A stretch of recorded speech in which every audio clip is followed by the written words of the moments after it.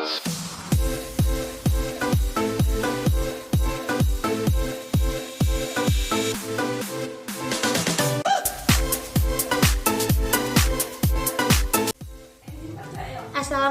warahmatullahi wabarakatuh. Perkenalkan, nama saya Rizky Anggita Putri, NPM 1901012035, kelas PAIB semester 5, Pendidikan Agama Islam IAIN Metro.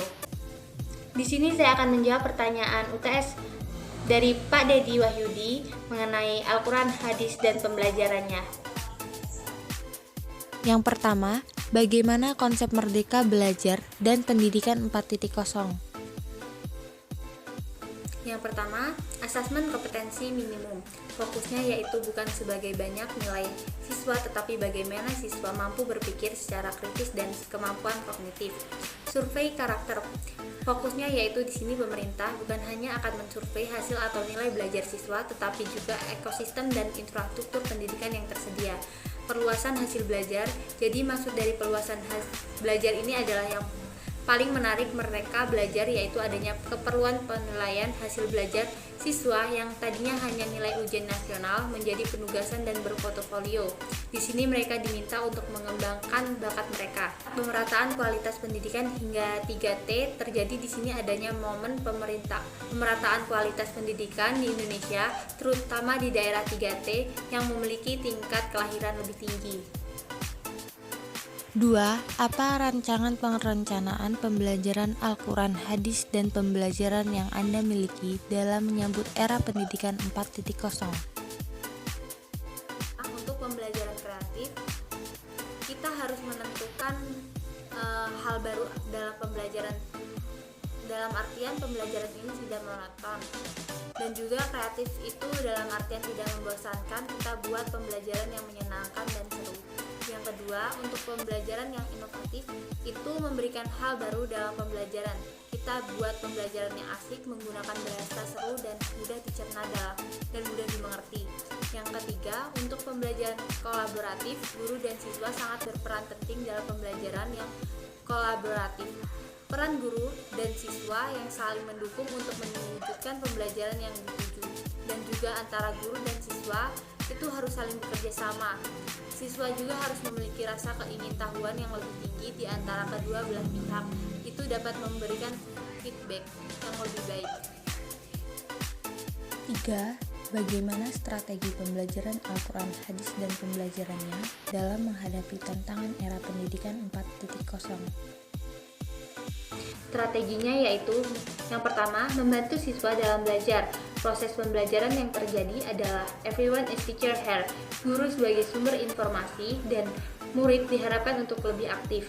Kedua, adanya kesempatan untuk berkembang dan berprestasi. Ukuran keberhasilan siswa bisa hanya dipandang dari angka yang diperoleh. Peringkat di kelas menandakan prestasi yang didapatkan siswa. Tanpa disadari, manusia diciptakan Tuhan memiliki kecerdasan yang berbeda-beda. Ketiga, penguatan pendidikan karakter (PPK). Pendidikan karakter harus dikembangkan sendiri sedini mungkin. Penanaman karakter tidak mudah dan membutuhkan waktu yang lama. Yang keempat, era teknologi. Era revolusi industri 4.0 menurut sebagai besar yang memahami akan arti pentingnya teknologi. Teknologi informasi yang memberikan banyak pengaruh yang baik dalam kehidupan. Memanfaatkan teknologi yang tepat dan dalam pembelajaran memberikan tambahan pengetahuan yang baik kepada guru dan transfer ke siswa. Yang terakhir, menjadi guru efektif. Guru efektif adalah guru yang selalu berpikir bagaimana cara menjadi guru yang lebih baik. 4. Bagaimana pengembangan media pembelajaran Al-Quran, hadis, dan pembelajaran yang sesuai dengan era pendidikan 4.0? Smartphone yaitu situs jaringan sosial yang marak digunakan sebagai besar siswa untuk berbagai keperluan. Kita bisa bergabung dengan orang lain tanpa dibatasi ruang dan waktu hanya dengan menggunakan smartphone. Dari beberapa jaringan sosial ini, apabila yang paling digemari adalah Facebook, Twitter, WhatsApp, YouTube, dan lain-lain. Jadi penggunaan media kita bisa menggunakan TIK dan smartphone seperti komputer, laptop, dan media elektronik lainnya yang diharapkan mahasiswa mampu lebih kreatif dan atau menguasai materi atau perencanaan pembelajaran di era pendidikan 4.0. 5. Apa pendapat Anda yang tentunya didukung dari beberapa teori yang kuat terkait evaluasi pembelajaran Al-Quran Hadis dan pembelajaran dalam suasana yang berdampingan dengan COVID? Jadi evaluasi dalam pembelajaran yang menggunakan sistem daring menjadi topik yang menarik dalam masa pandemi saat ini. Meski dalam kondisi yang serba terbatas karena pandemi COVID-19, tetapi masih dapat melakukan pembelajaran dengan cara daring. Hanya hal yang menjadi hambatan adalah orang tua harus mendampingi atau menambah waktu bagi anaknya untuk mendampingi masa sekolah atau secara daring tersebut.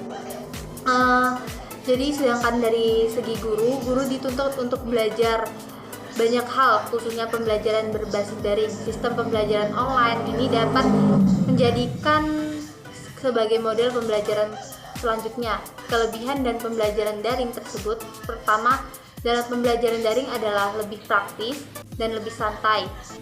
Lebih praktis dan lebih santai. Praktis karena dapat memberikan tugas dan saat dalam pelaporan dan dimanapun, setiap saat dan kapanpun. Pembelajaran daring menyebabkan waktu yang lebih fleksibel bagi wali yang bekerja di luar rumah dan bisa menyesuaikan waktu untuk mengembangkan siswa belajar. Kelemahan dalam pembelajaran daring adalah kurangnya maksimalnya keterbatasan siswa dalam mengikuti pembelajaran daring secara penuh dari awal pembelajaran hingga akhir pembelajaran. Baik, cukup sekian pertanyaan yang dapat saya jawab. Saya akhiri, wabillahi taufiq walhidayah. Wassalamualaikum warahmatullahi wabarakatuh.